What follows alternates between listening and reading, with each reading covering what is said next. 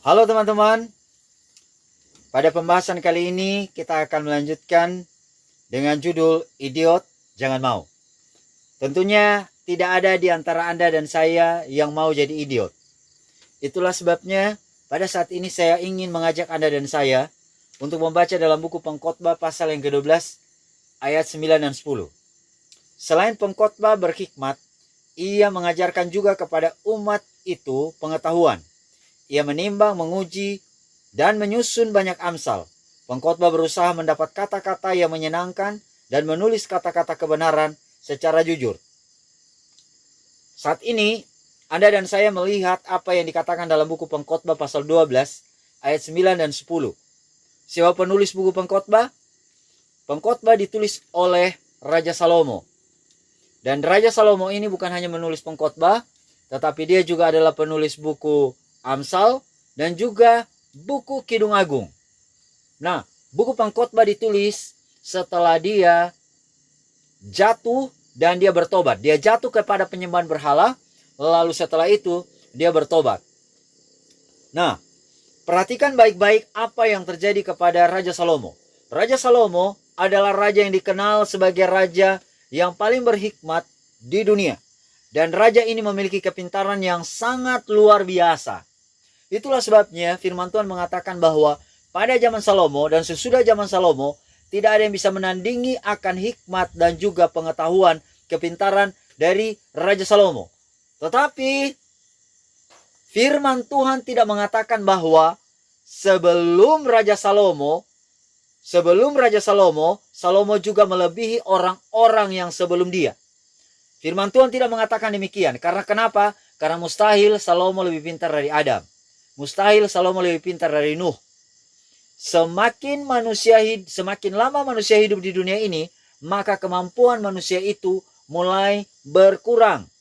Itulah sebabnya Alkitab mengatakan bahwa Salomo adalah orang yang paling pintar pada zaman dia dan sesudah dia.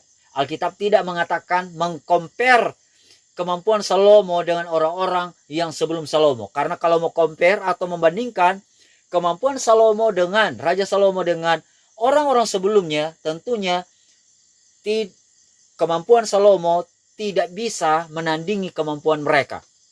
Nah, mungkin ada yang bilang begini, zaman dahulu kan nggak mungkinlah orang lebih pintar dari zaman sekarang. Anda dan sekarang punya handphone. Anda dan saya sekarang kalau mau bepergian kemana-mana ke luar negeri menggunakan pesawat terbang. Sementara zaman dahulu enggak. Tapi ingat baik-baik bahwa firman Tuhan mengatakan dalam buku Kejadian 1 ayat yang ke-26, baiklah kita menjadikan manusia menurut gambar dan rupa kita. Manusia pertama diciptakan sangat sempurna. Oleh karena dosa maka kemampuan manusia semakin lama pada akhirnya semakin berkurang, semakin menyusut. Jadi Anda dan saya yang hidup di zaman ini memiliki kemampuan yang sangat rendah. Itulah sebabnya ada begitu banyak orang-orang idiot yang muncul. Apakah Anda ingin jadi orang pintar? Oh, banyak orang-orang tua menginginkan agar anak-anaknya menjadi orang pintar. Tapi kalau saya tanya, apakah Anda ingin jadi idiot? Anda dan saya tidak mau. Bahkan kalau ada orang tua yang memiliki anak idiot, maka orang tua itu tentunya akan malu. Nah, kalau begitu, mari kita lihat apa yang dikatakan dalam buku Pengkhotbah pasal 12 ayat yang ke-9 ini, bahwa pengkhotbah dia selain berhikmat, dia juga mengajarkan juga kepada umat itu. Kata berhikmat ditulis di dalam bahasa King James-nya, dia menggunakan kata wise. And moreover, because the preacher was wise. Wise di sini, ini ada perbedaannya. Perbedaannya dengan pintar. Ada perbedaannya dengan orang yang berpengetahuan.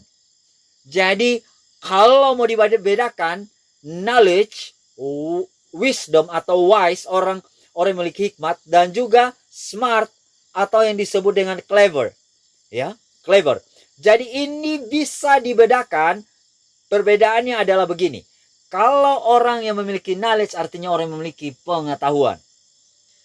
Tetapi kalau mau dibandingkan antara pintar dan bijaksana, maka ini tentunya adalah dua kata yang berbeda. Kalau pintar itu diukur dari IQ. Sementara bijaksana ini diukur dari apa yang dia tahu, maka dia hidupkan. Apa yang dia tahu benar, dia jalankan. Dia ikuti dengan tulus. Maka inilah yang disebut dengan wise atau orang yang memiliki wisdom, orang yang berhikmat.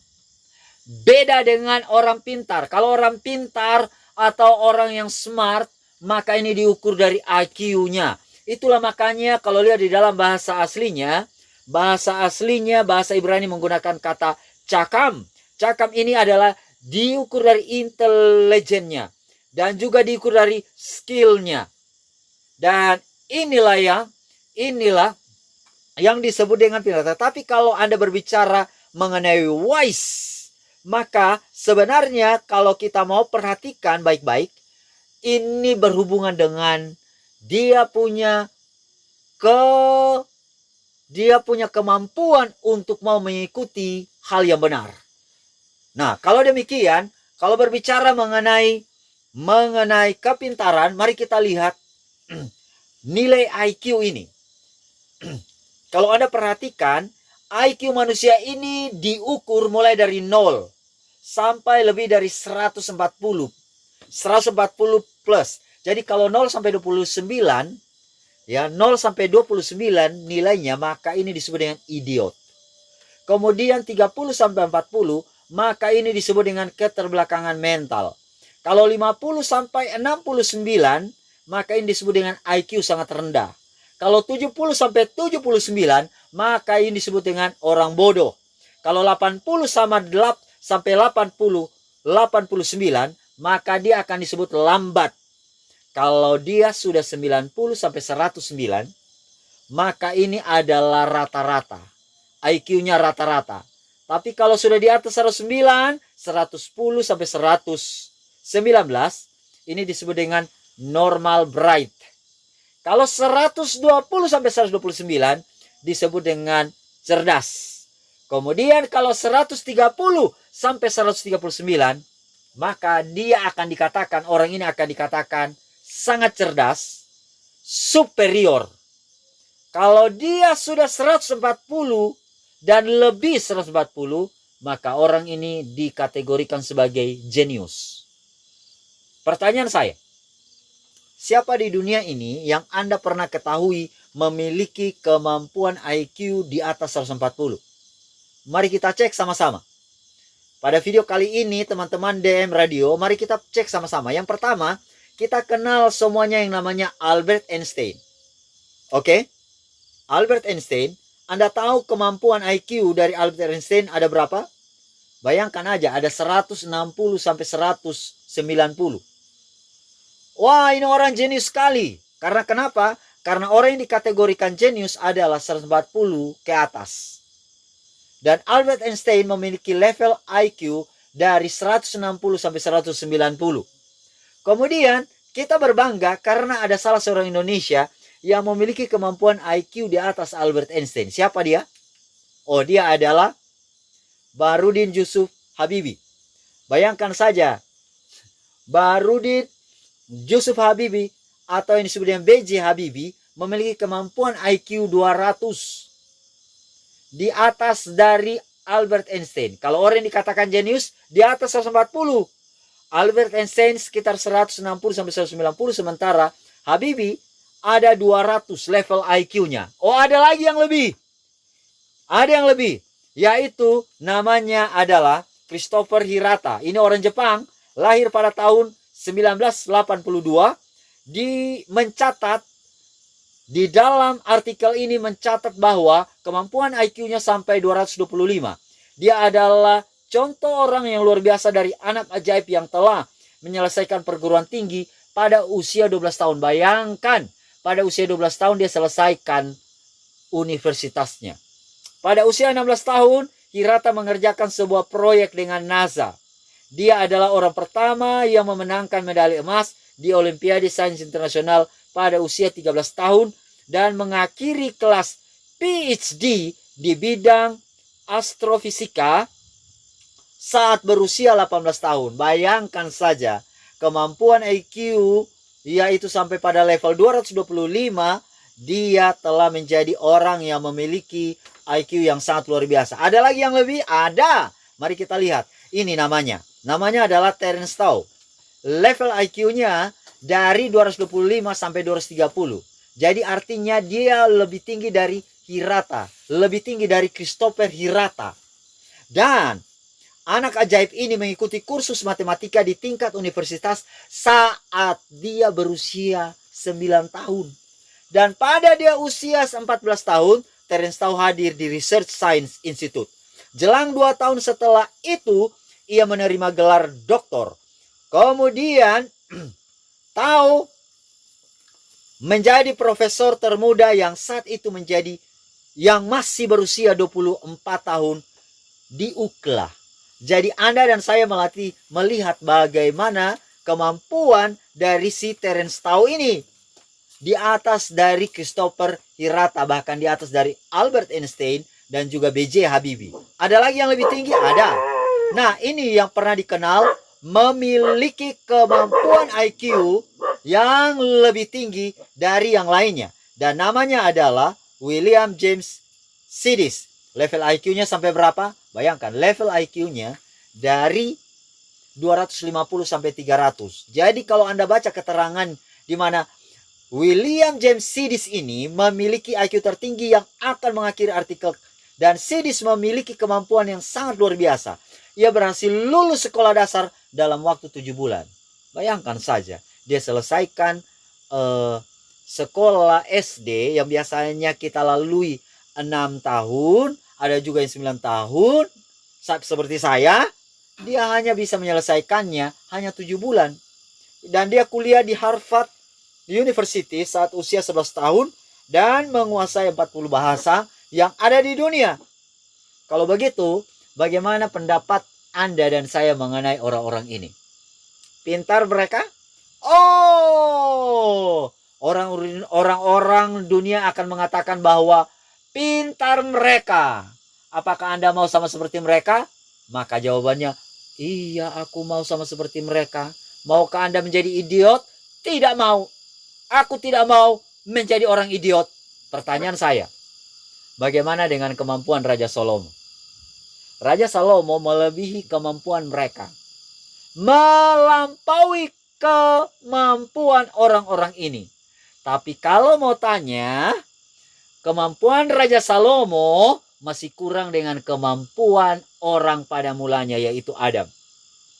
Orang-orang di awalnya jauh lebih pintar daripada Raja Salomo, dan juga orang-orang yang disebut dengan Albert Einstein, B.J. Habibie, Christopher Hirata, Terence Tao, kemudian William James Sidis, dan lain sebagainya.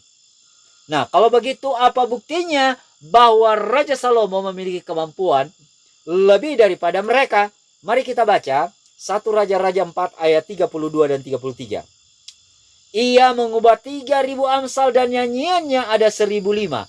Ia bersajak tentang pohon, dari pohon aras yang di gunung sampai kepada hisop tumbuh-tumbuhan di dinding batu. Ia berbicara juga tentang hewan dan tentang burung-burung dan tentang binatang melata dan tentang ikan-ikan. Mari kita lihat kemampuan Raja Salomo. Raja Salomo ada menulis berapa amsal? 3.000 amsal. Kemudian ada berapa nyanyian yang dikarangnya? Ada 1.005. Dan salah satu lagu yang dia tulis, salah satu nyanyian yang dia tulis, itu ditaruh di dalam Alkitab. Jadi Alkitab ini ada jumlahnya 66 buku, dalam Perjanjian Lama ada 39, dan salah satu lagu yang merupakan lagu ciptaan Salomo itu adalah Kidung Agung. Bayangkan ada 1.005, yang 1.004 itu tidak masuk. Tetapi ada 3.000 amsal itu masuk dalam buku Amsal. Itulah hasil tulisan dari Raja Salomo. Apakah hanya itu saja? Oh tidak. Kalau Anda perhatikan baik-baik apa yang dikatakan di dalam 1 Raja-Raja 4 ayat 32-33. Ia bersajak tentang pohon-pohonan dari pohon aras yang di Lebanon. Tapi kalau lihat bahasa Inggrisnya, dalam bahasa Inggrisnya, dia bilang begini. And he spake 3,000 proverbs, and his songs were a 1005. And he spake of trees from the cedar tree that is in Lebanon, even unto the hyssop that spring out of the wall. He spake also of beasts and fowl and creeping things and of fishes. Jadi kalau lihat bahasa Inggrisnya, dia berbicara menggunakan bahasa pohon, tumbuhan. Berbicara menggunakan bahasa binatang-binatang liar, binatang-binatang buas. Dia bicara menggunakan bahasa-bahasa dari burung-burung, unggas. Dia menggunakan bahasa binatang yang melata, dan juga dia menggunakan bahasa-bahasa ikan. Sekarang saya mau tanya, ada nggak dari orang-orang yang memiliki IQ yang di atas 140 yang dikatakan jenius bisa berbicara kepada pohon dan bisa berbicara kepada, bisa bicara, tapi makhluk-makhluk itu ngerti atau enggak? Bisa bicara dengan hewan-hewan, baik itu unggas, baik itu hewan melata, binatang buas, bahkan ikan, binatang-binatang yang hidup dalam laut. Bisa. Firman Tuhan mengatakan bahwa Salomo memiliki kemampuan ini. Dan coba Anda bayangkan kalau Anda dan saya memiliki kemampuan seperti ini. Maka saya percaya tidak ada satu binatang pun yang akan mengganggu Anda dan saya.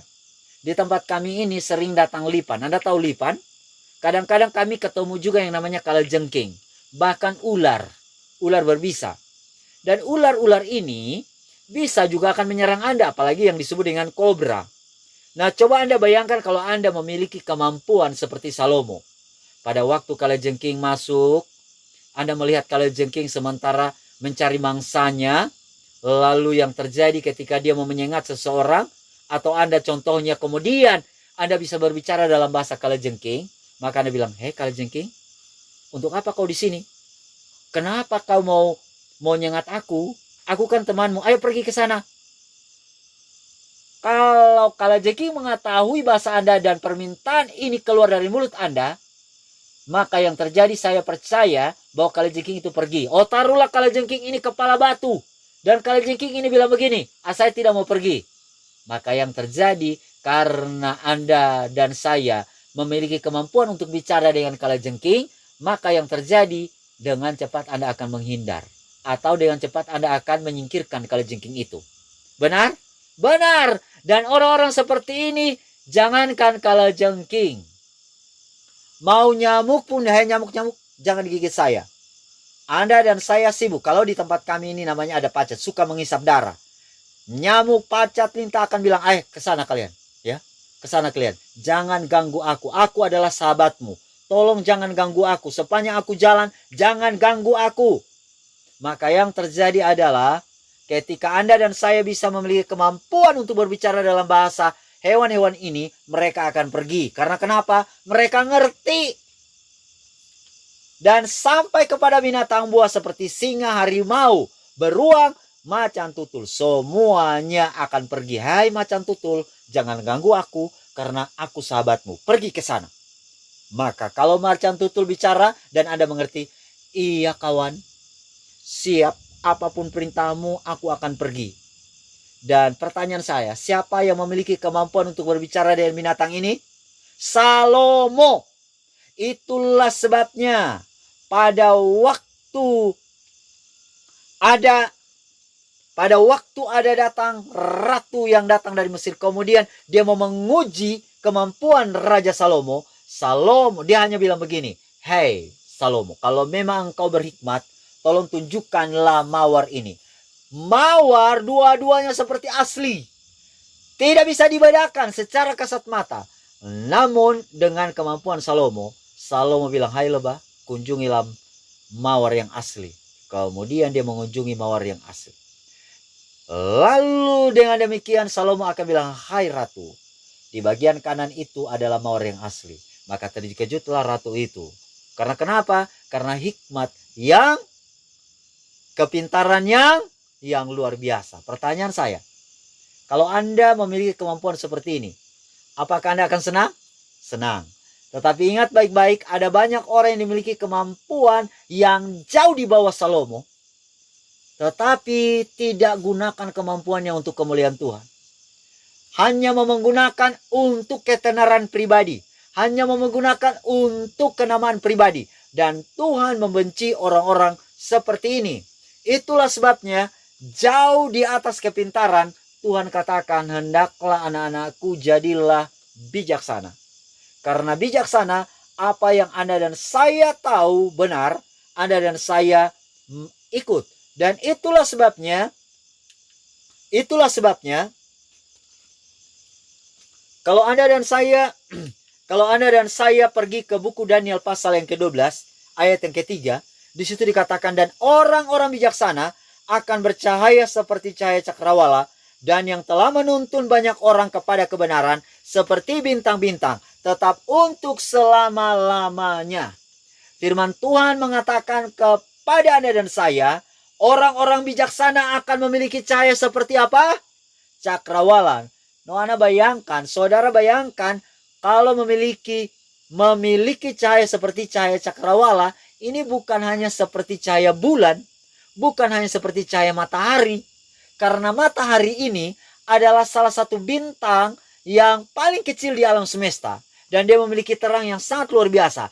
Ada bintang-bintang yang jauh lebih besar dari matahari yang di alam semesta kita, dan jauh lebih terang dari matahari. Dan mereka ini ada di cakrawala. Pertanyaan saya, kalau Anda dan saya memiliki cahaya seperti cakrawala, berarti lebih terang dari matahari atau enggak? Lebih. Tetapi yang memiliki terang seperti cahaya, bercahaya seperti cahaya cakrawala adalah orang-orang siapa? Orang-orang pintar. Saudara-saudara, teman-teman DM Radio, jangan pernah melihat kepintaran itu sebagai terang. Tetapi melihat bagaimana orang berhikmat adalah orang-orang yang memiliki terang. Karena kenapa? Orang-orang berhikmat akan menuntun banyak orang datang kepada Tuhan, bukan menuntun orang datang kepadanya. Hal yang terjadi kepada Salomo saat orang memuja-muja dia, pada akhirnya untuk mengukuhkan kerajaannya, dia kawin sini, dia kawin sana, dia kawin sini, dia kawin sana, dia ambil istri ini, dia ambil istri sana, dan untuk mengokohkan kerajaannya. Tetapi pada akhirnya dia jatuh kepada penyembahan berhala, dan setelah itu dia bertobat dan dia menulis buku pengkhotbah. Dan di dalam kata-kata pengkhotbah, kata-kata bijaknya dia katakan, segala sesuatu di bawah matahari adalah sia-sia. Karena kenapa? Anda dan saya boleh jadi akan memiliki kepintaran hampir sama dengan Salomo, atau paling kurang jadi kurang di bawah Salomo, namun memiliki kemampuan yang luar biasa dilihat oleh dunia.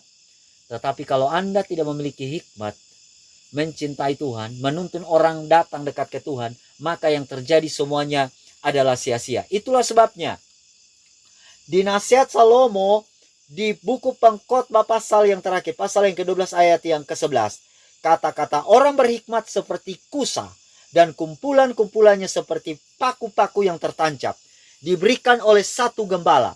Nah, Anda tahu apa yang disebut dengan kusa? Ini kusa apa? Nah, kata-kata Salomo, kata bahasa Indonesianya ini kurang tepat ya. Banyak kita nggak mengerti. Itulah sebabnya saya ingin mengajak Anda untuk membaca dalam bahasa Inggrisnya. Kata-kata orang berhikmat seperti kusa, tapi di dalam ayat ini dia bilang begini, the words of wise are as gods. Gods ini sama dengan tongkat. Sama dengan tongkat. Jadi kata-kata, sebenarnya itu menggunakan kata words. Words ini adalah firman juga. Dalam bahasa Al-Quran kalimat. Words. Jadi kata-kata yang bijak, firman yang bijak, ini sama dengan tongkat. Anda tahu tongkat? Tongkat ini hanya ada dua fungsi. Yang pertama menuntun, yang kedua memukul. Kalau Anda perhatikan tongkat ini, benar itu diambil dari kayu, lalu kemudian kayu ini adalah kayu yang mati. Dan tongkat ini fungsinya ada dua. Orang-orang kalau mau menggembala kambing domba menggunakan tongkat. Jadi kalau ada kambing domba yang nakal langsung diputak. Putak. Makanya ada orang tua yang kepala sakit lihat anaknya yang bandel, maka dicambuk menggunakan tongkat. Putak. Tugas tongkat adalah memukul. Tahu tugas yang kedua? Menuntun. Kalau orang yang sudah usianya di atas 70, kalau sudah jalan dengan kaki dua, sudah lebih berat. Itulah sebabnya harus menggunakan kaki tiga. Lah, Tuhan kan menciptakan cuma dua kaki. Iyalah, tambah dengan satu itu adalah tongkat, kaki buatan. Maka disebut sebagai kaki tiga. Dan inilah yang disebut dengan tugas tongkat adalah menuntun. Ingat baik-baik. Kata-kata hikmat, firman Tuhan, ini kalau tidak memukul, menuntun. Jadi Anda mau yang mana? Kalau mental Anda ini sama seperti anak-anak, maka sial ditabok, siap dipukul. Tetapi firman Tuhan katakan, relakanlah hatimu dan bertobatlah. Karena kalau tidak, maka yang terjadi kita akan dicampakkan. Itulah sebabnya bagi orang-orang yang berhikmat, biarlah Anda dan saya sudah dikatakan dewasa. Kalau masih mental anak-anak, relakanlah hati untuk dipukul. Dipukul. Tapi kalau Anda dan saya bermental dewasa, maka kita harus siap dituntun. Hati Anda dan saya harus tulus, ikhlas, dan jujur untuk siap dituntun.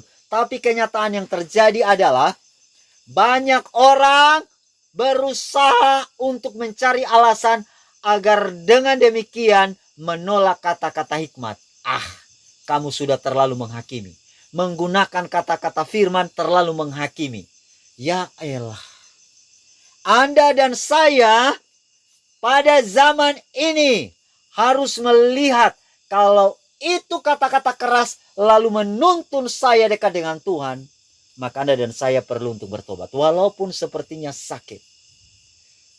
Bayangkan saja, ada orang yang di mana namanya? Di kampung saya, di bagian timur ya. Saya ini orang timur. Saya nggak usah sebutkan nama spesifiknya, tempat secara spesifik. Dia sudah punya istri, nikah sah dengan istri.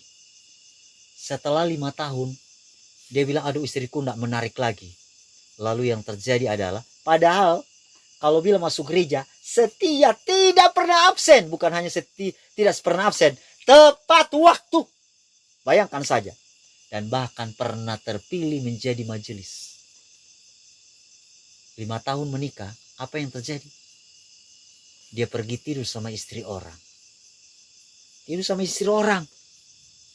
Lalu yang terjadi, datanglah ke gereja.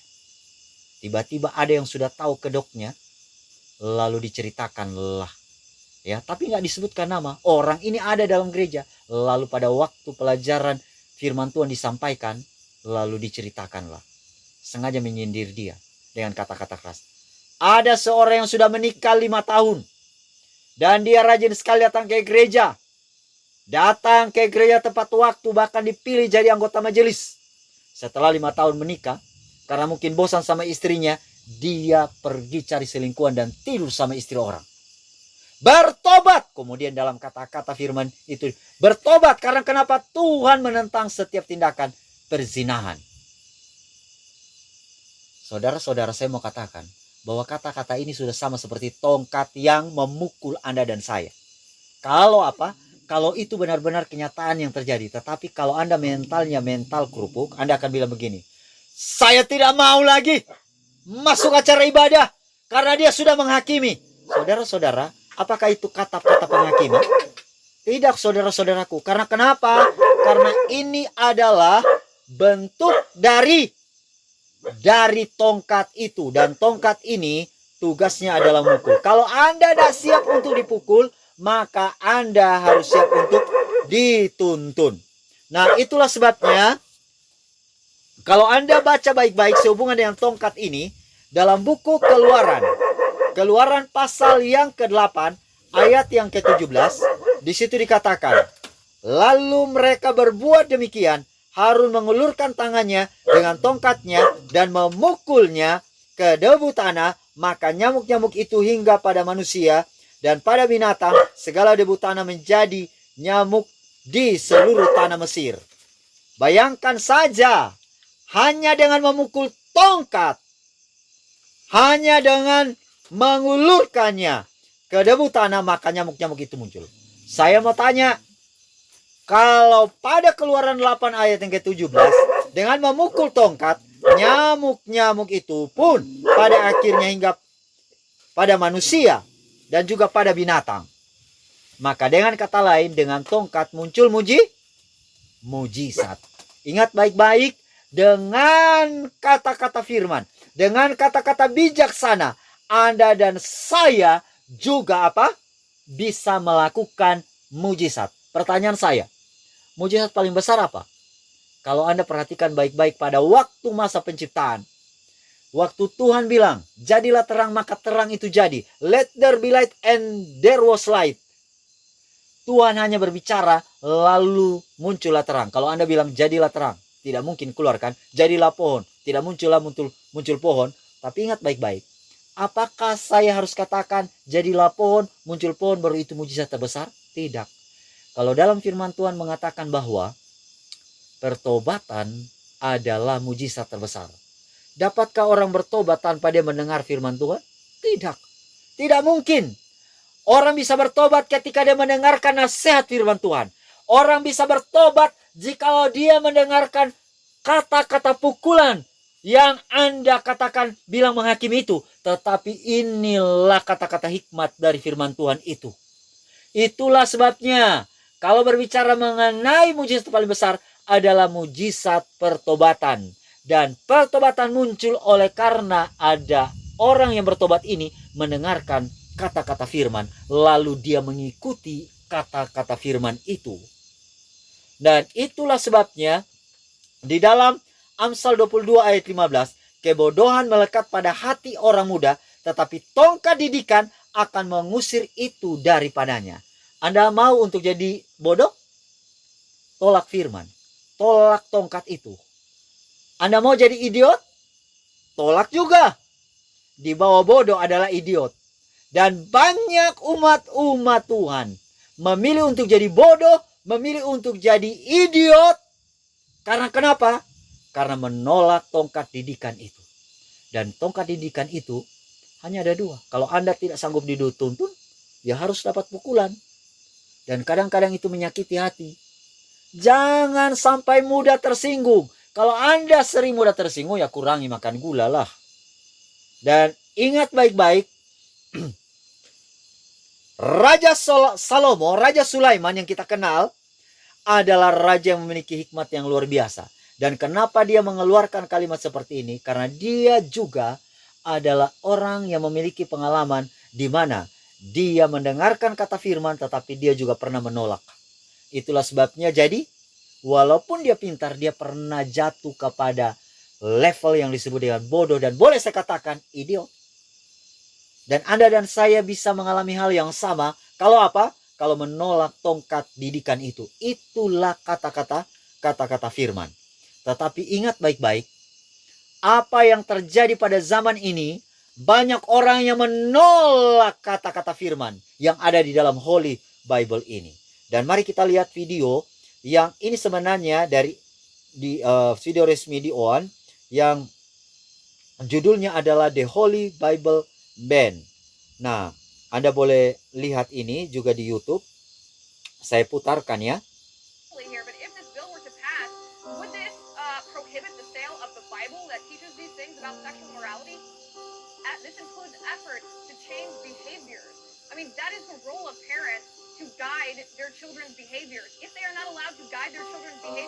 Jadi Anda kalau dengarkan kata-kata ini, Alkitab ditolak di Amerika. Ya, ini video di tahun 2021 ditolak di Amerika. Karena kenapa? Mulai dari tahun 2015 di Amerika telah melegalkan yang namanya LGBT. Jadi itulah sebabnya sebenarnya kalau kita mau kembali kepada teguran firman Tuhan, didikan tongkat ini ada di dalam Holy Bible, maka dalam Holy Bible juga melarang Anda dan saya untuk memiliki hubungan sejenis. Jangankan hubungan sejenis, penyimpangan seks dan juga persinahan dan juga seks bebas yang dilakukan oleh anak-anak muda dan remaja itu juga dilarang oleh firman Tuhan. Nah, mari kita lanjutkan.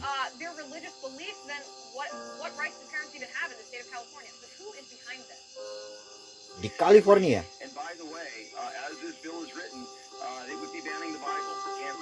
Mereka menolak Alkitab. So tell us more about this bill. I mean, it sounds like a stretch even for California, a bill attacking free speech and freedom of... Nah, hanya singkat saja saya putar video ini, tetapi akan membuka pikiran Anda dan saya. Negara yang disebut negara adik kuasa telah menolak Holy Bible, firman Tuhan itu sendiri, yang merupakan tongkat didikan. Itu artinya, bayangkan saja mental anak-anak Tuhan sudah mau dididik bukan hanya sekedar jadi bodoh, tapi jadi idiot. Saya mau katakan bahwa Anda dan saya yang hidup di akhir zaman, tidak ada pernah rencana Tuhan bagi Anda dan saya untuk menjadi orang bodoh dan orang idiot. Tetapi Tuhan mau agar Anda menjadi orang smart dan bahkan jadi wise, jadi orang berhikmat, sehingga dengan demikian apa yang kita ketahui benar kita ikuti. Namun yakinlah bagaimana Anda dan saya mau mengetahui hal yang benar sementara sumber kebenaran dalam Holy Bible itu telah ditolak. Kalau ini adalah contoh yang pernah ditunjukkan di Amerika Serikat, bagaimana negara-negara lain? Negara Amerika Serikat yang terkenal sebagai negara Protestan. Tetapi negara Protestan ini pun menolak Holy Bible. Ingat baik-baik, ini adalah contoh bahwa telah merosot akhlak manusia. Dan ini akan merembet kemana-mana. Bukan hanya kepada negara-negara di bagian Amerika, Eropa, tetapi sampai ke Asia, bahkan ke Indonesia ini sendiri. Itulah sebabnya semua ini menggenapi apa yang dikatakan dalam Matius 25 ayat 3 dan 4. Gadis-gadis bodoh itu membawa pelitanya tetapi tidak membawa minyak. Sedangkan gadis-gadis yang bijaksana itu membawa pelitanya juga minyak dalam buli-buli mereka. Pertanyaan saya sebelum saya menutup akan pembahasan video kali ini adalah, dapatkah pelita menyala tanpa minyak? Dapat, tapi hanya sebentar saja. Tetapi kalau mau pelita itu menyala senantiasa, harus ada minyak. Minyak yang dimaksudkan adalah Roh Kudus. Anda dan saya di akhir zaman kebutuhan terbesar adalah Roh Kudus. Agar dengan demikian pelita yang melambangkan firman Tuhan akan tetap menuntun banyak orang datang kepada Tuhan. Biarlah ada begitu banyak orang yang dituntun kepada Tuhan sehingga kita akan katakan, idiot, jangan mau. Tetapi kita akan menjadi orang-orang yang pintar bijaksana yang dipandang oleh Tuhan sebagai mutiara-mutiara di dunia ini. Mari kita berdoa. Bapa di sorga, terima kasih Engkau telah menyertai kami. Kami mau menyerahkan kehidupan kami dalam tangan-Mu. Biarlah semua hikmat, pengetahuan yang Kau berikan kepada kami tidaklah sia-sia, tetapi kami akan menjadi terang. Dan kami akan memancarkan terang-Mu kepada orang lain. Dengan demikian senantiasa nama Tuhan yang dipermuliakan. Ini doa kami dalam nama Tuhan Yesus kami berdoa.